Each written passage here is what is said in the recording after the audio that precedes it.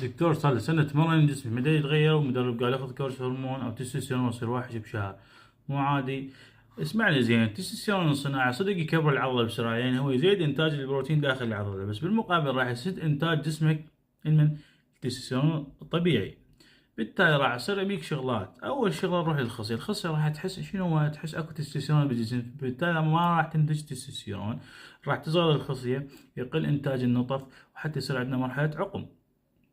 نروح للقلب والشرايين. القلب بالنسبة للقلب راح يزداد عندي الكوليسترول الضار، ويقل عندنا الكوليسترول النافع، ويصير عندنا تصلب شرايين، وحتى مرحلة تصير عندنا جلطة عند الشباب. نروح للكلى. الكلى يصير فيها احتباس سوائل، ارتفاع بالضغط، وفشل كلوي.